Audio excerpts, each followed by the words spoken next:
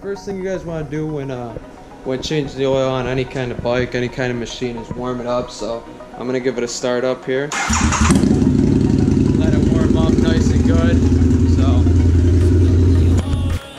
once the motor is just about hot to the touch, then you're gonna know your engine's nice and warmed up, so you can actually get all of the oil out of the bottom end and everything.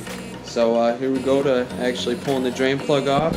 You want to make sure you got a nice oil pan to catch it in, and however your state distributes the used oil, you just want to bring it to a nice recycling facility.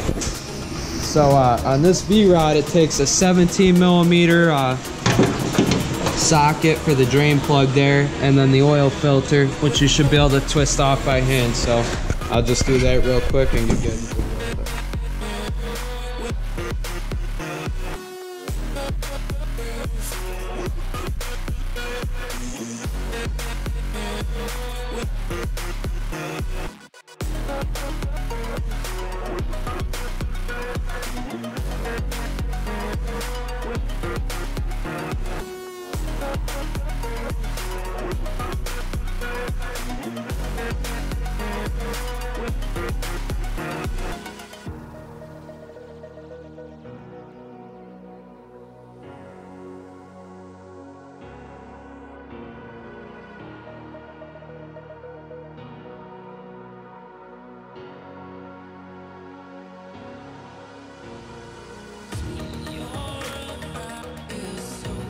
Alright guys, so you want to use a Harley kit like this to remove the oil filter. And then there it is right there, that's right where the oil filter is located. So really simple job, but just in case you guys didn't know how to do the oil change on a V-Rod muscle, this is how. So let's get back to it. Alright guys, so the oil I'm using for this is AMSOIL Synthetic V-Twin SAE 2050. That's what my dad's been using for years on these V-Rods, so I figure that's what I'm going to run with. We're running with a Napa Gold filter 7349 part number. Decent filter. It's not going to fit the Harley cup though, so you're going to have to buy a different cup if you use that. We might end up going to Harley and just buying the Harley filters just to make it easier, but if you want the filter from Napa, it's part number 7349, and like I said, I'm running AMSOIL. I've loved AMSOIL forever. Synthetic V-Twin motorcycle oil SAE 2050. Pull this up, it's going to take 5 quarts of oil,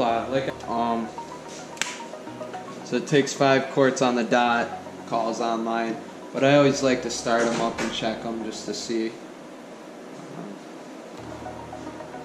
Another good precaution I do is I like to double check and make sure nothing's leaking and under the motorcycle, so I'm just going to do that real quick here.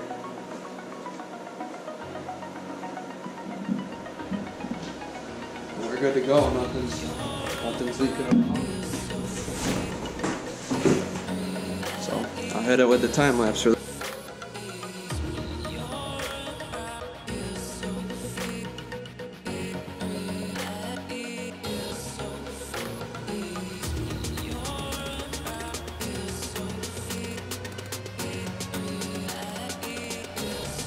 Alright guys, so sorry my father's in the background, but so now once you're done, you just want to start the bike up, let it flow through quick, make sure you ain't got no leaks.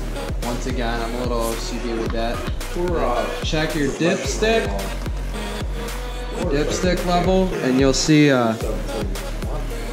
where it says full and add. Give it a minute to set, that's why it's about halfway on mine right now. Just give it a second, but basically you want to give it a minute and you want to be right at that full line right there. So that's pretty much it to change the oil on a V-Rod. So hope you guys have a good one. Be safe out there. Take it easy.